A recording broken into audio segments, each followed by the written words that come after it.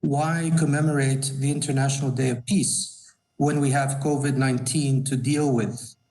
Indeed, during the establishment of this day in 1981, by Resolution 36/67 of the United Nations General Assembly, member states recognized the need to dedicate this day to strengthen and call to attention the ideals of peace both within and among all nations and peoples.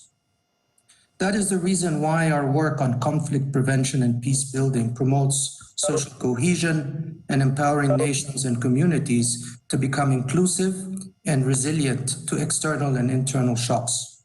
During the COVID-19 pandemic, there is no doubt that these are indeed threatened. The UN and the World Bank, in a recent report titled Pathways for Peace, Inclusive Approaches to Preventing Violent Conflict, noted that billions of dollars can be saved if conflict in all its forms is prevented. The latest Global Peace Index ranks Kenya at 125th position out of 163 countries assessed. The Women, Peace and Security Index for 2019-2020 ranked Kenya 98th globally, an improvement from the 2017-2018 ranking of 107. The need for us to continue investing in interventions that promote the culture of peace, a culture of dialogue and prevention, therefore cannot be overemphasized. On this day, we are called upon to design new comprehensive approaches to address root causes to conflicts, strengthen the rule of law, and promote sustainable development based on dialogue and respect. We are also reminded that our efforts towards realizing the SDGs will be in futility if we do not invest in solid foundations for realizing lasting peace. The 2030 Agenda for Sustainable Development affirms that there can be no sustainable development without peace and no peace without sustainable development.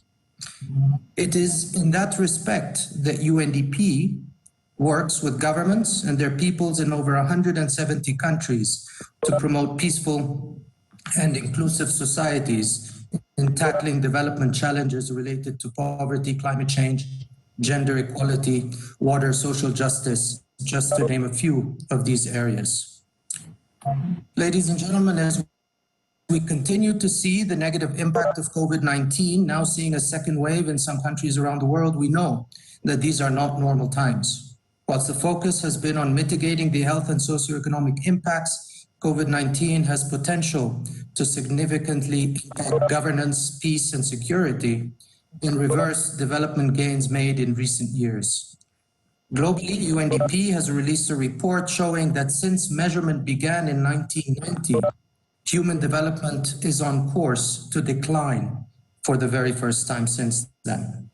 However, while COVID-19 creates clear challenges to government effectiveness and citizen participation with attendant risks to peace and security, the pandemic also presents renewed opportunities for enhancing governance or achieving breakthroughs to lasting peace.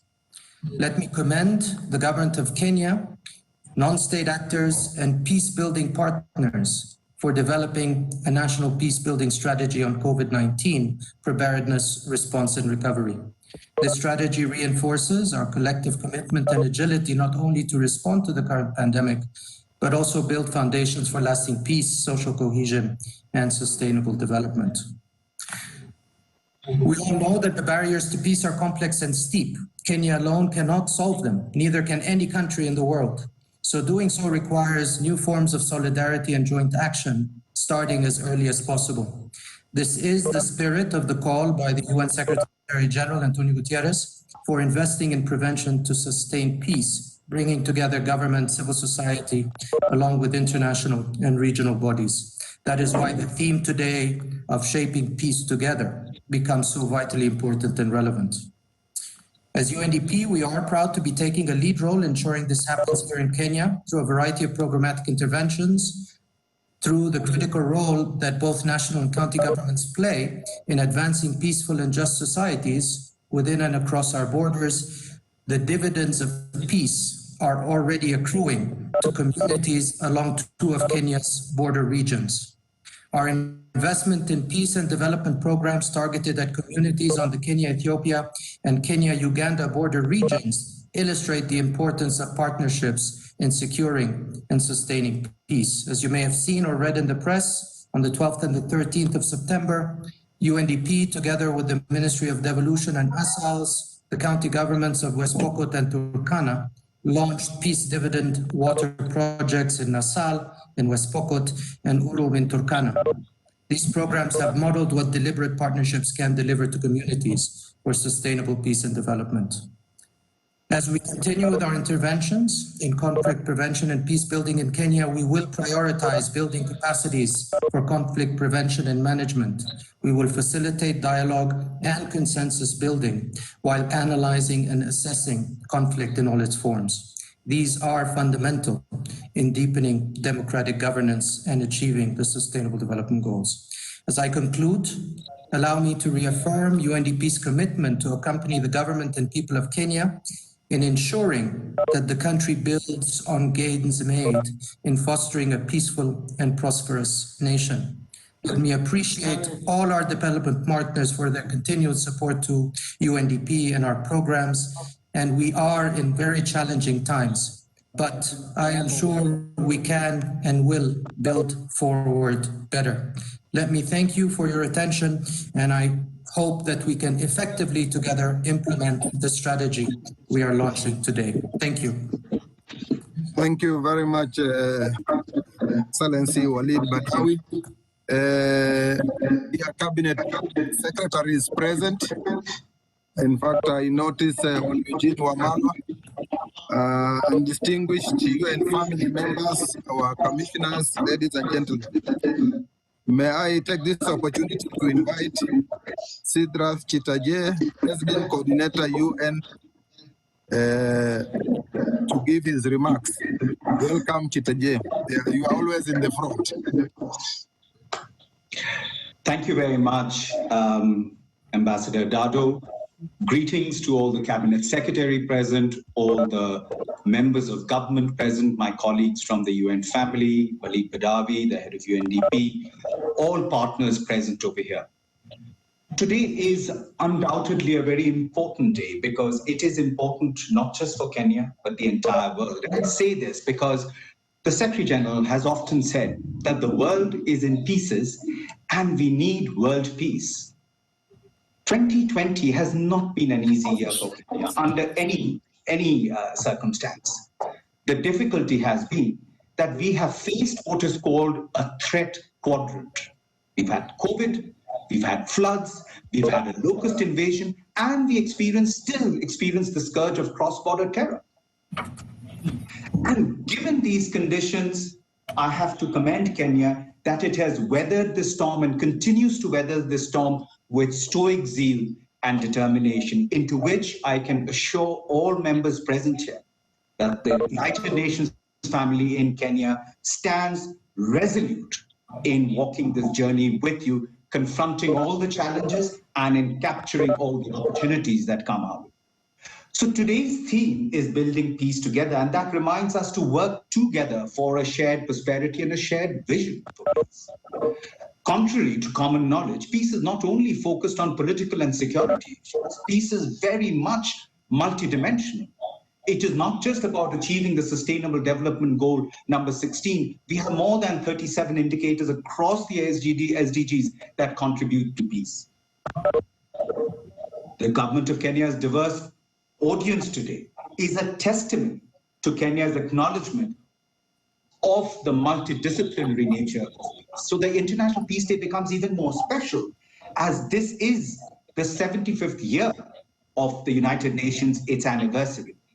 It is about the future we want. It is about the United Nations we want. It is about our collective commitment to multilateralism. We recognize Kenya's commitment to multilateralism, and let me take this opportunity to say it loudly and clearly. Had it not been for the leadership of Kenya, had it not been for the leadership of Ireland, we may not have even seen the birth of the SDGs and the world embracing it. So thank you, Kenya, for your leadership in that front. Kenya's unwavering support to the commitment to the United Nations, the international recognition received recently by its selection to the Security Council. It is the home of two of the major United Nations headquarters, the UN Environmental Programme and UN Habitat, together with a massive UN country team in the Global South, the only headquarters in the Global South. In the UN Security Council, Kenya has been a champion, including on the resolutions of women, peace and security. And we recently saw with CS Kobia and CS Monica Juma, the launch of the Women, Peace and Security Second Development Agenda that along with UN Women. We've seen the strengthening of the role of civil society and the voices of those left behind. And we are seeing under the leadership of President Kenyatta an entire focus on the unlimited potential of Kenya's youth and therefore his leadership as a global champion of the Generation Unlimited. Finally, let me also recognize Kenya's remarkable step to launch the National Peace Building Strategy on COVID-19's preparedness, response, and recovery. Now we want to know how can we enhance this platform as a vehicle for prosperity and stability in Kenya. Ladies and gentlemen, I, as the UN Resident Coordinator, wish to state categorically and unequivocally that we stand in lockstep with you to achieve the shared vision and the common future to build back better in the wake of the COVID-19 pandemic. God bless the President. God bless Kenya. Thank you. Thank you very much, Sid Chipsatje, for those very kind words. I hope you all hear me. Hello? Do you hear? Yes. Yes. Yes, we do. Okay. Okay. We now ask if present, Ambassador Rachel Omamo, Cabinet Secretary, Ministry of Foreign Affairs, kindly, Waziri, if you are present, kindly, or your representative.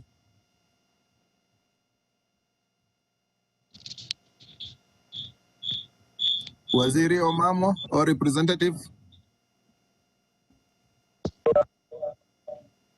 Okay, we move on. We ask if Professor Kobia, Cabinet Secretary, Ministry of Public Service and Gender.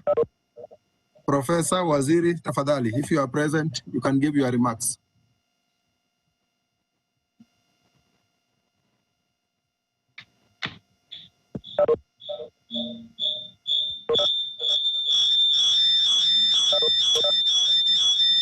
Kindly mute your microphones.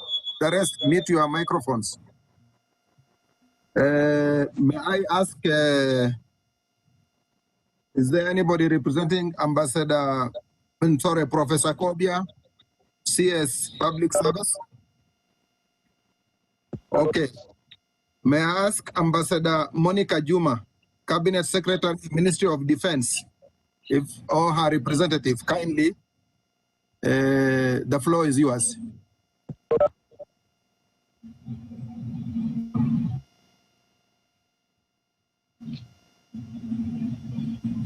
Okay. I am sure I have seen Cabinet Secretary Wamalwa, Eugene, Ministry of Devolution and Answers. Sir, if you are present, kindly, the floor is yours. You know this game, you have been moving across the borders. Welcome. Honorable Eugene Wamalwa, the floor is yours. Thank you very much, Ambassador Governor Hussein Dado, my good friend. Good morning. Morning. Thank you. Yes, may I start by thanking the UN family and all our partners and friends who are participating this very important day for making it possible for Kenya to join the world in celebrating this day of peace in the world. However, we are aware that even as the world celebrates this International Day of Peace, the world is not at peace because of this invisible enemy that visited us and that has actually not respected any borders or any race or any region or religion in the world. I remember in March when the UN Secretary General made a request that all warring parties in the world should down their tools and put aside their differences so that we all fight this common enemy. And for us in Kenya, this common enemy called COVID-19 visited us in March also. And the last 6 months, we have not been at peace. We have been combating this common enemy. And it has come to remind us, really, of our common humanity, that we are all God's children, walking the same earth, breathing the same air, and falling sick from the same disease, the same virus, which really calls for global action to ensure that we enjoy peace wherever we may be, and we need to work together. For our part, in Kenya, we have had the highest impact actually being on our borderlands, where we have had many cases, and we've also had many challenges because of the historical issues of development or underdevelopment in our borderlands. And that is why, as a nation, we came together with our partners, and we want to thank SEED, we want to thank Walid and our UNDP partners, our EU partners, and IGAD for coming together to bring together in the region, so that we see how we can turn our borderlands into hubs of socioeconomic development and transformation, so that instead of seeing more cross-border conflict, we can see more cross-border trade. We can see peaceful coexistence of our communities living along our border. And my ministry has been in charge of this program, and we are very, very happy that we have made great strides in terms of having peaceful communities along our borders. And we started way back in 2015 when we signed the first MOU. This was done for the Moyale cluster, when we had Kenya and Ethiopia coming together. And so far, we've made great strides in bringing these communities together. We went up a bit recently, launching a youth and women empowerment program, so that we bring the young people together, we give them hope, and we engage them in positive socioeconomic activities that would change their lives, instead of them being exposed to violent extremism, to radicalization. And this is one area that we are thanking our partners for and asking for more support, because we are still a long way from home in ensuring peace along our borders. We did also sign a second MOU in Moroto, Uganda. This was on 12th of September, 2019. And just last week, we were marking the first anniversary, and we went out to West Pokot and Turkana counties. I must thank His Excellency Governor Lonyangapo and His Excellency Governor hosted us with our UN partners, and we were able to launch the first Peace Dividend water project in Nassau.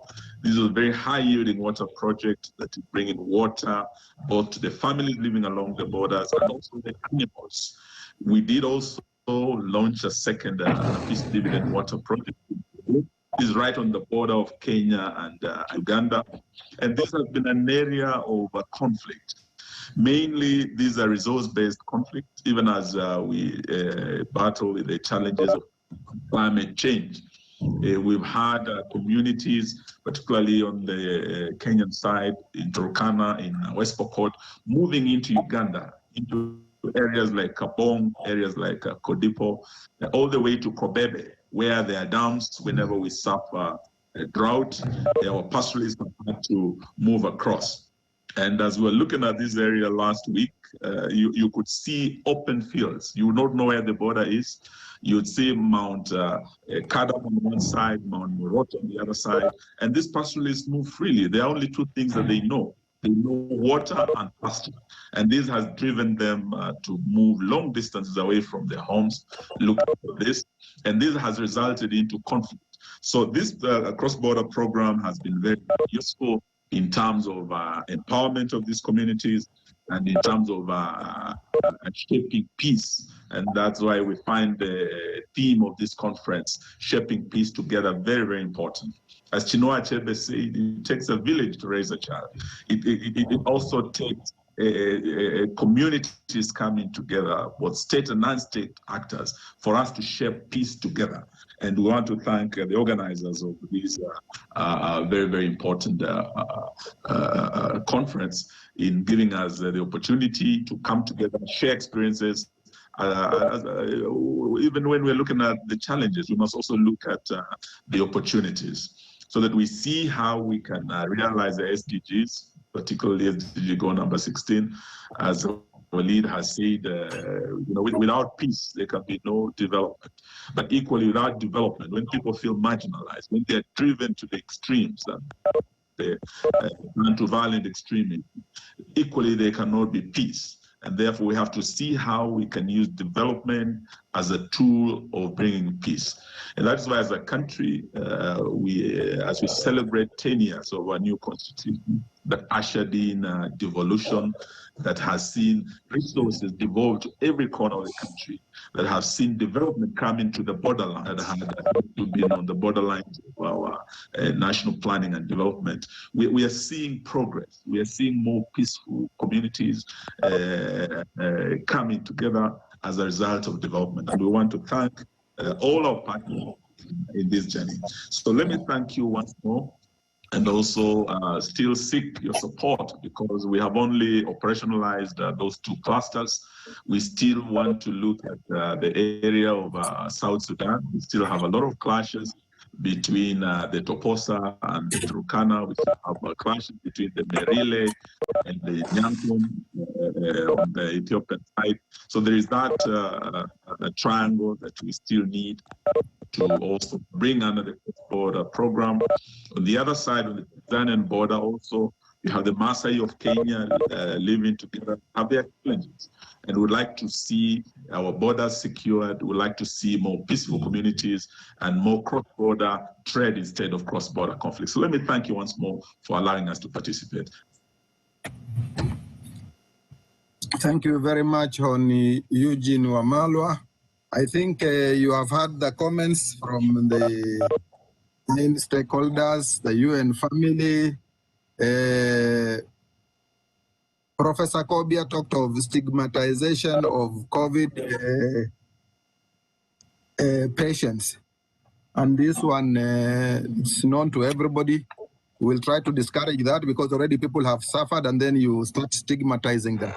Before I give the main speech and launch today's program, may I mention that the Lord works mysteriously, as they put it, because in the advent of the COVID-19, the country moved to a very high level of hygiene, and that reduced a lot of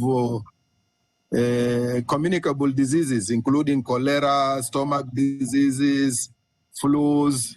So there's less occupancy in our hospitals, and also there's a lot of improvements in the health facilities being improved. But most of all, families came together and became proper family units, because people are either working in distant places and their families are at home with the children, are left with the maids. But for the first time, COVID brought everybody together, although there is the negative bit, but also there is a silver lining to everything. Now, I would like to read a speech from Dr. Fred Matiang'i, who could not be with us today. He's doing the same thing we are doing, but at a larger scale, is bringing communities together in Naivasha. Cabinet Secretary is present, UNDP representative and UN coordinator. Principal Secretary is present, senior government officers, development partners, representative of civil societies, ladies and gentlemen. Today, Kenya joins the rest of the world in commemorating the International Day of Peace. Since 1981, this day has been observed across the world as a day devoted to strengthening the ideals of peace within and among all nations and peoples, and alleviating tension and causes of conflicts. Kenya has constantly observed the day by bringing together peace stakeholders and actors from across the board to reflect on the gains and challenges that affect harmonious coexistence in the country. In marking this day, our beloved country seeks to improve national cohesion and peaceful coexistence of communities in Kenya through policy dialogue, peace activities, and the promotion of a just society. The government as guided by the laws of the country, recognizes the unique responsibilities bestowed on it to ensure sustainable peace for all, and is keen to fulfill this duty to each soul residing within Kenyan's territory. Ladies and gentlemen, the gathering therefore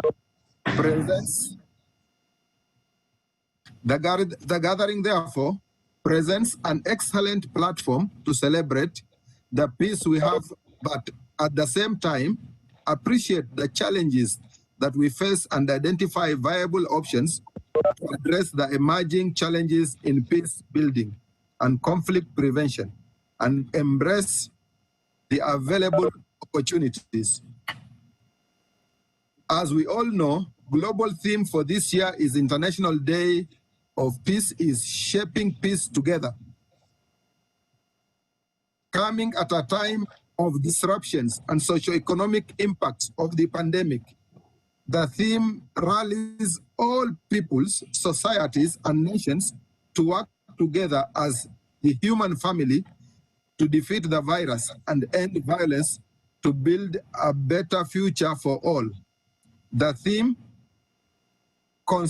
is consistent with United Nations 75th anniversary, UN 75, takes cognizance of the African Union Africa Amnesty Month for the surrender and collection of illegal owned weapons, and the 20th anniversary of UNCS Resolution 1325, that is UN Security Council Resolution 1325 on women and peace and security.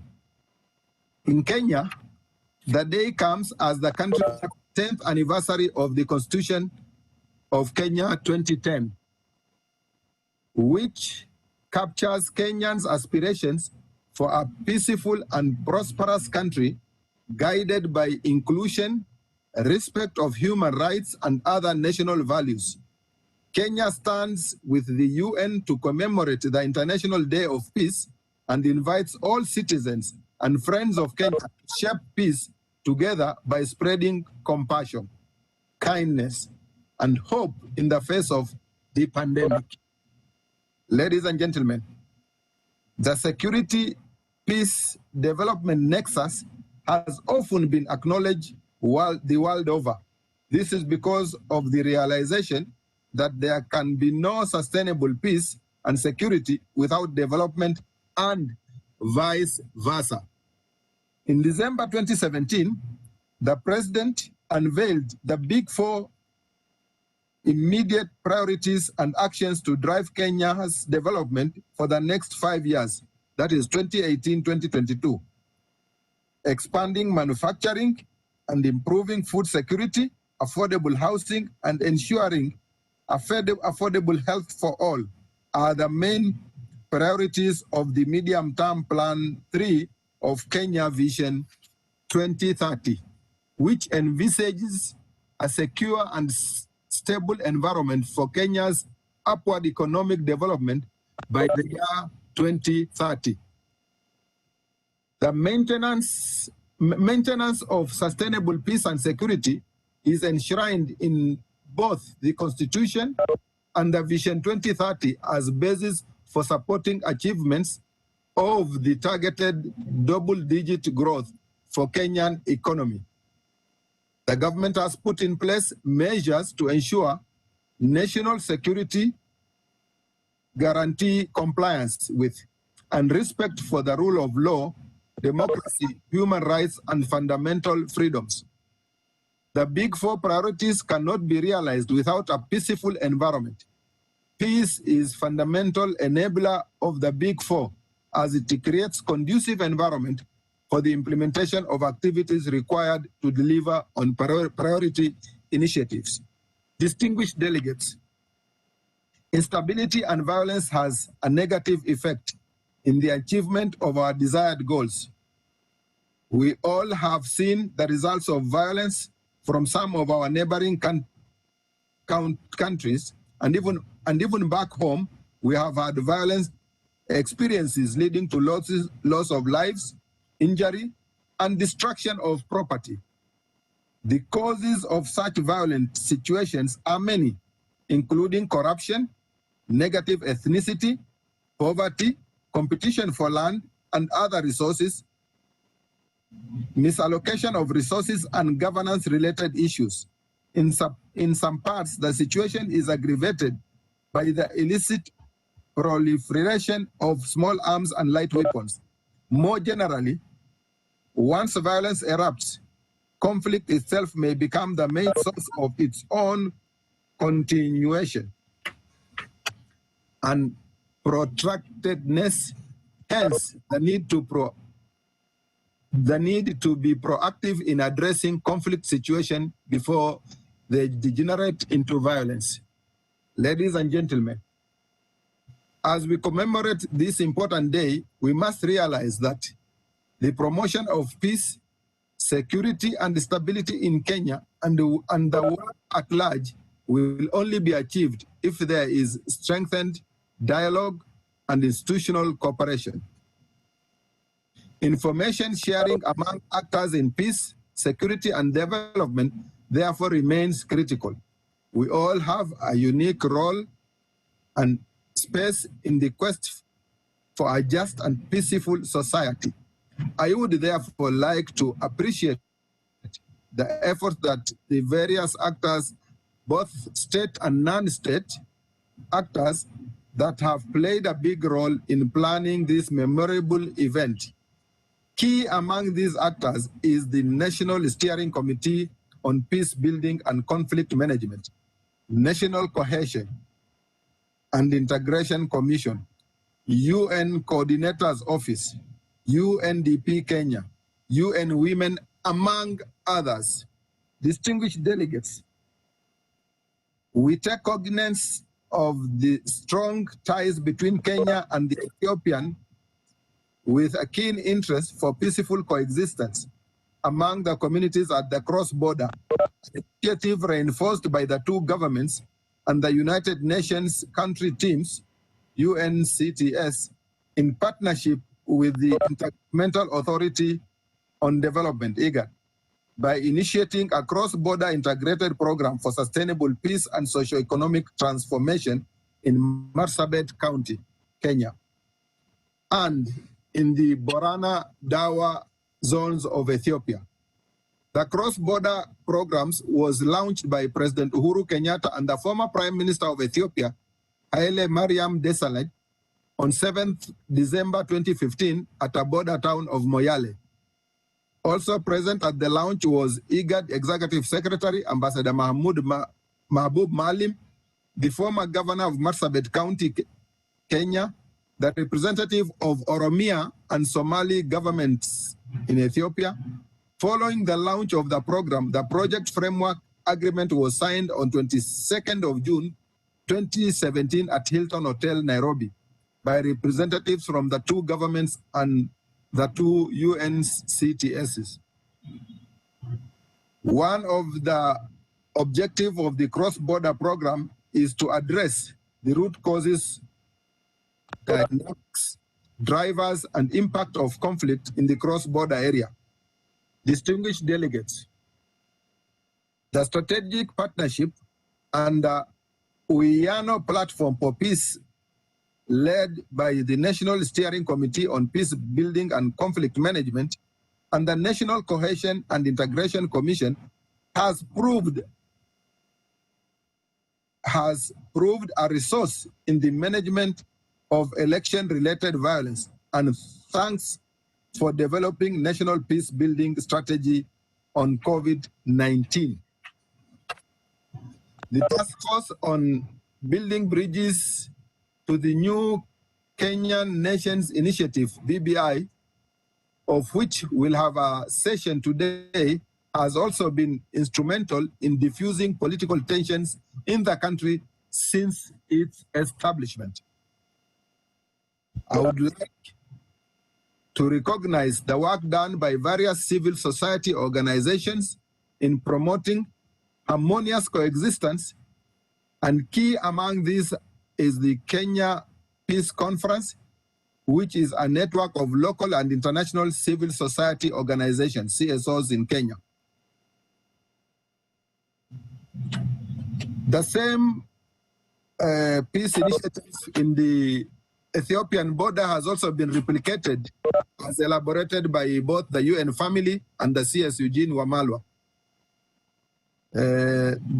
What it has brought so far cannot, the peaceful coexistence it has brought so far cannot be overemphasized. Distinguished ladies and gentlemen, let me end by once again thanking the organizers and the participants who have participated during this important event. I thank you all for your kind attention and wish to declare National Peace Building Strategy on COVID-19 officially launched. I think those of you who have this booklet, please bring it up so that it can be seen.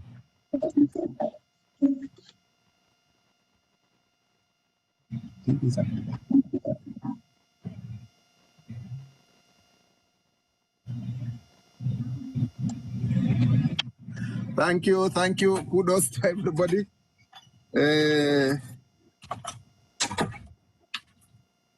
Thank you for your kind attention. And also the fact that you have now launched. Yeah, clap is proper, all of you. Thank you. Thank you.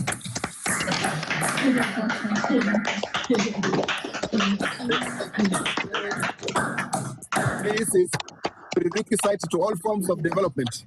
There is no development without peace. There is no peace without development. So it is an egg and chicken situation in those two scenarios. And at this juncture, I'm sure we have all our, most of our regional coordinators, our county commissioners. We are going to open a session now for panel discussions. Unless somebody has a very burning thing you want to comment on, I give this opportunity to the participant to comment on any of the subjects so far covered, or else we move straight forward to panel discussions, which I will leave it to our team to carry on. Any comment? Governor, CS, this is the CS Wamalwa. Thank you. Yeah, go ahead.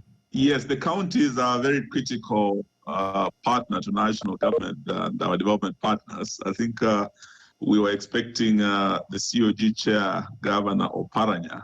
Is there a governor representing him? Because that's a very important voice.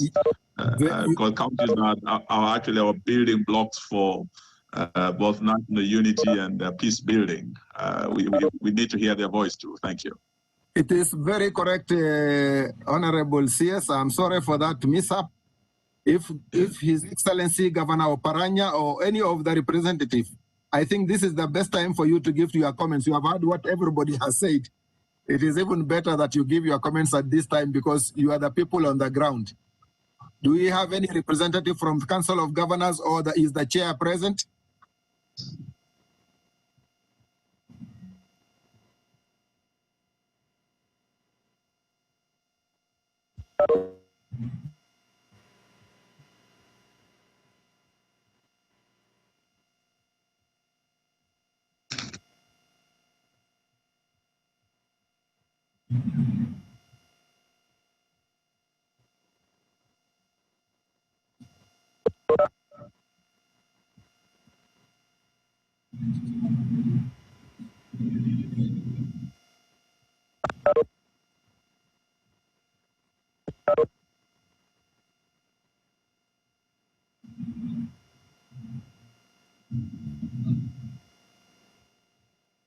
I have not seen Honorable His Excellency Wycliffe Ambetsa Oparanya.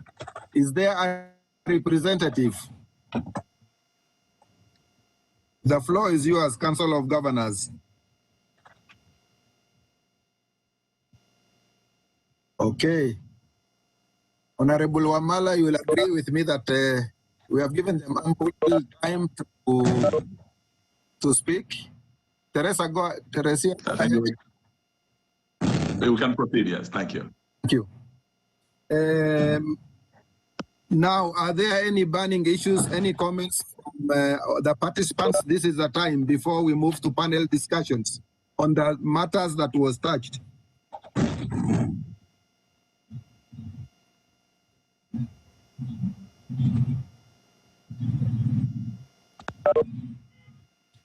Okay, then. I now hand the floor back to Peter Thuku, Secretary, Peace Building and Disaster Response, State Department of Interior and Citizen Services, to please introduce you the people who are going to do the panel discussions. The floor is open for panel discussions. Thank you very much, all of you, for listening in. And now it's the time for panel discussions. Carry on, please. Thank you very much, sir, and thank you very much for opening our strategy for the way forward for the issues of peace building and cohesion. I think now this is the chance for everybody who has not had an opportunity to hear his views or her views, and therefore we are going to have several topics of discussion, led by impact of COVID-19 on peace and cohesion in the country, which is going to be chaired by Sam Corner, a commission in the National Cohesion and Integration Commission. And then we are going to have the role of religious leaders in shaping peace in Kenya. That second part will be led by Most Reverend Jackson Oresapiti, who is Archbishop of the Anglican Church of Kenya. And then we are going to have how can women, peace and security agenda identify, address and prevent violence, including sexual and gender violence during and after COVID-19. This one will be chaired by Jacqueline Bogo, Chief of Party Event. And therefore then we shall move ahead and discuss another important topic. How can we advance digital spaces to accelerate the realization of SDGs, promotion of peace and cohesion as an enabler in engineering the economy? And we are going to have one facilitator, Kevin Osido, Executive Director, Governance Watch. And then we shall discuss another topic, the role of media inclusive dialogue between different social groups and the governing institution to access reliable information. And this one will be chaired by Victor Obwire, Deputy Executive Officer and Programs Manager, Media Council of Kenya. And then we shall have the last topic, which is role of security agencies in the prevention of conflict in the wake of COVID-19 and beyond. And this one will be led Dr. Maki Ruk, who is the National Police Service. And therefore, I call upon Mr. Sam Corner to take the floor, and if he is present, and we move on with that topic. Sam Corner, please. Thank you very much, Mr. Thuku, and thanks a lot to all the other participants. As you've been told, my name is Sam Corner. I'm a commissioner with the National Cohesion and Integration Commission. I'm speaking to you from Narok South, where NCIC and NSC are also holding another in commemoration of the International Day of Peace to join the rest of the country for this. It's my pleasure to be in this meeting today. I extend my gratitude to the conveners of the meeting and for inviting me to speak on a topic that has been on the lips of many Kenyans. It gives me great pleasure to be a speaker of this panel that focuses on the core of peace-building work during these tough times. Although at first COVID-19 was perceived to mainly impact the health and economic sectors, there is increasing consensus that the pandemic has imposed severe ramifications on other sectors as well. This implies that COVID-19 impacts directly on peace, which seeks its sustenance from social, political, and economic stability. The pandemic has had the effect of highlighting the weaknesses in Kenya's systems. It has revealed the deplorable state of inequalities in our society, as well as the defects in the education and health sector. But it has also presented opportunities to witness resilience of the Kenyan people. Many are transcending their differences and pulling together to survive the crisis. By their very nature, pandemics can be both catalysts and causes of conflict. The COVID-19 pandemic has influenced the dynamics surrounding violent conflicts and ongoing peace processes in both negative and positive ways. It has not only exposed existing inequality, but also magnified the existing inequalities in the Kenyan society. These include people living in formal... Hello? But one may wonder how inequality relates to peace. Essentially, extreme inequality creates tensions between the haves and the have-nots, which in turn results in either violent or latent conflict, resentment, crimes, or all of those. On the other hand, COVID-19 has ignited grievances and mistrust, particularly based on the way security agencies have been enforcing health protocols. Yet the public trust is one of the most powerful tools we need right now, since the more state-society collaborative efforts will strengthen our responses. Certainly, the use of force can never achieve peace and will not help in pulling the country through this challenge. This can only increase public resentment and enhance the risk of violence. The pandemic has impacted negatively on the implementation of planned peace programs too. In fact, conventional means of peace building, which include holding physical meetings with conflict actors, dialogues and mediation forums to mitigate community conflicts, will no longer happen the way they used to. Yet, peace remains an integral component in the fight against the disease. So it was imperative for peace actors to transform the COVID-19 challenges into opportunities in order to ensure the continuity of work and address emerging as well as pre-existing issues. As a result, peace-building actors have quickly embraced the use of technology to conduct virtual meetings, upscale the use of social media and online platforms to pass information and peace messages, reorganize their plans and priorities to realign with emerging needs, and also intensified resource mobilization to mitigate the current resource gaps and crafted for post-COVID recovery programs. And one of them is just the peace-building post-COVID-19 study that has been launched by the minister in this platform. The Commission, for instance, established virtual working groups that included the Committee on Psychosocial Impact of COVID-19, as well as the Kenya National Dialogue Forum that brought together government agencies, civil society, faith-based organizations, and other entities to work together to monitor the situation, record emerging trends, and intervene. In collaboration with these stakeholders, the Commission crafted 2 policy briefs that elaborated policy recommendations for 6 key sectors to mitigate the impact of the pandemic on vulnerable groups and disadvantaged communities. I would like to finish by asking what I ought to have started with. Who is a peace builder? Who is this person I've been telling to turn challenges to opportunities, to think outside the box, or in fact do away with the box and take advantage of all available opportunities? A peace builder is someone who acts in small ways every day to make the world a more peaceful place. I have witnessed many peace builders emerge in Kenya during this crisis. The landlord who waived rents for tenants, the policewoman who helped mother and baby get home as the curfew was catching up with them, the policewoman who was making masks for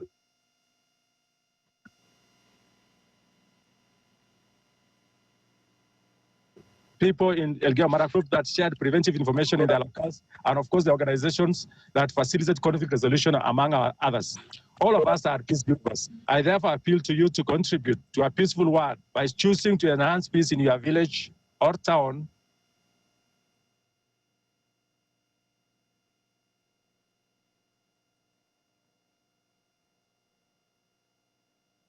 The pandemic is inviting humanity to teach a new garment that covers everyone and in developing a system for posterity.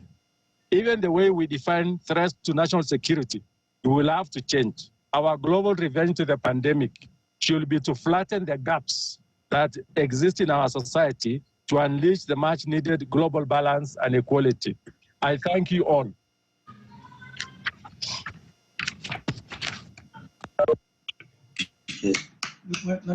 Thank you very much, Sam Corner, Commissioner NCIC.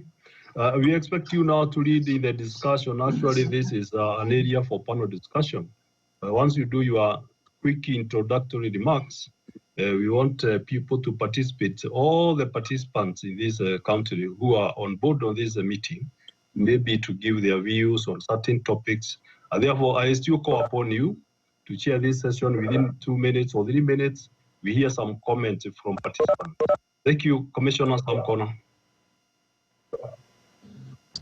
Thank you, Mr. Thuku. I would like Milka to assist me because I'm not able to see every participant, but I'm ready to facilitate the discussions.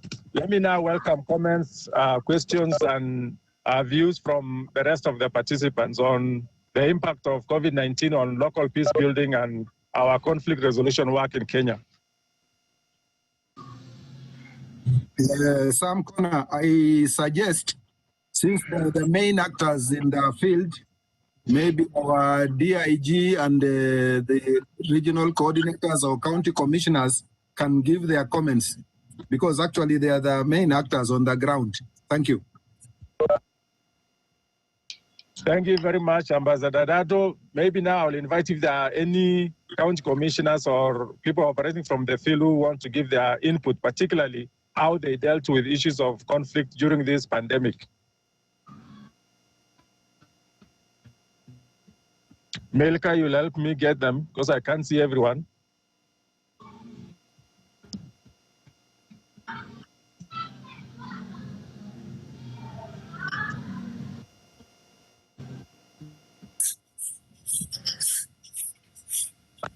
Yeah, we have seen several county commissioners on board in this meeting. Can we have somebody to give his comments and then we move on? And Mr. Sam Corner, you don't have to see anybody. I think you just only to hear the voice. Audio, thank you. Thank you very much, Mr. Thuku. I've seen the RC for Nyanza, Magu Matundika. Maybe you can comment on his experience, where he was last.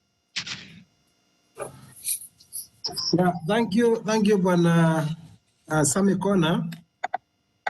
Let me say the COVID-19 and several impacts in the society.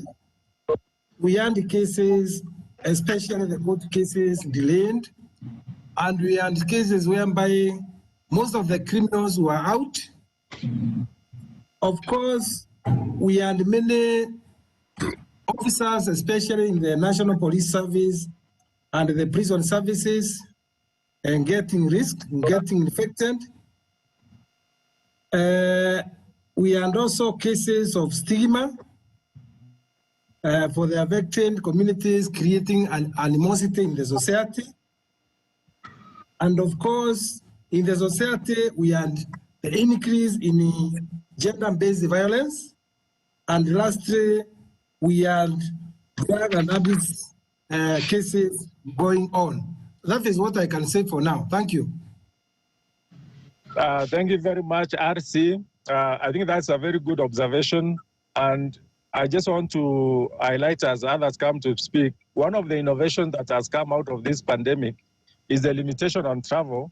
And because of that, those who are able to undertake local peace building work were forced to go to the most local locality. We've been able to visit places in Narok, in Marsabit, in Nandi, Kakamega, Mandera. because you cannot move people from their locality, the peace building actors had to go to where the people are. And I think that has been a good innovation as far as the impact of COVID-19 has been to our sector. Let me now ask Martha Madenge, maybe you can say something about how the pandemic created a platform for our team to be united as a sector.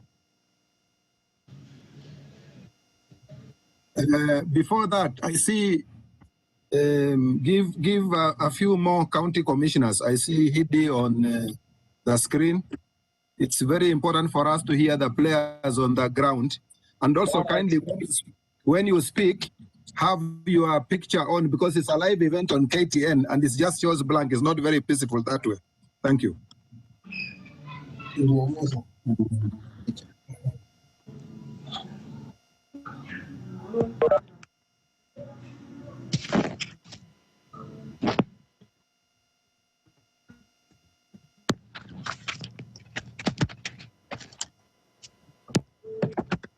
Can we then have another county commissioner?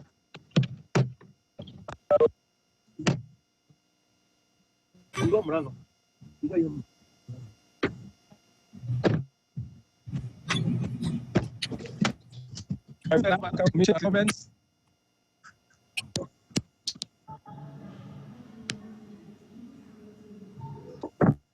Mr. Duku, you said which are... Now you are even online. We can see you very clearly. Let's see whether any county commissioner or regional commissioner for that matter can come up and give some views on his area.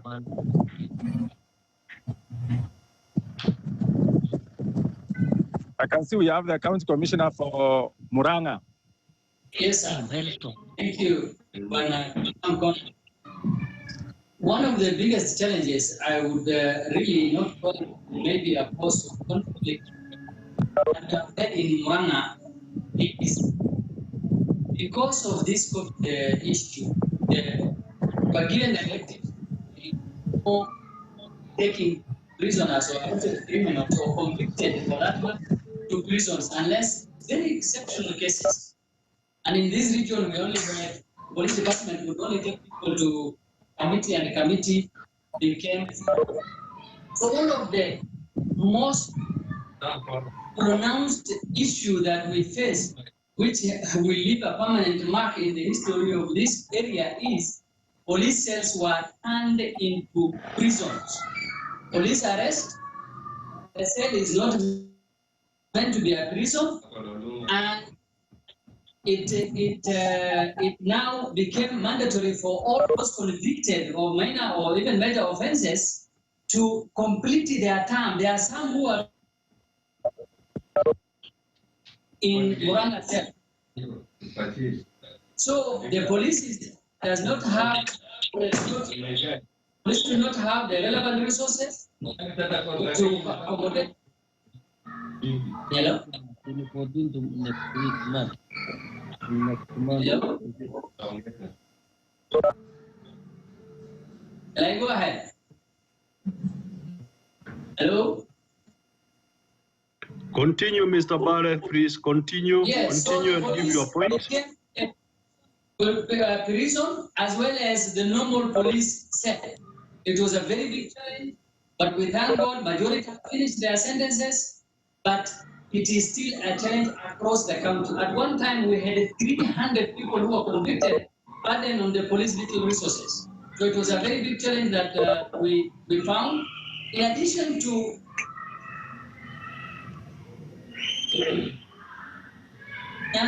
as indicated, we got quite a number of police officers infected with the COVID.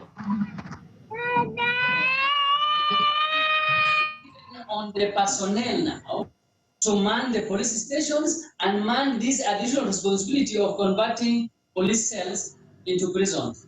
That is one of the issues we realized. Thank you very much.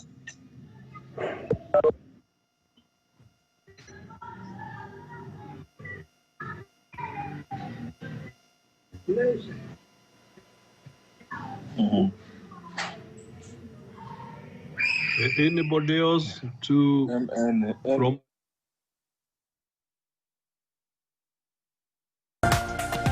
This is KTN News.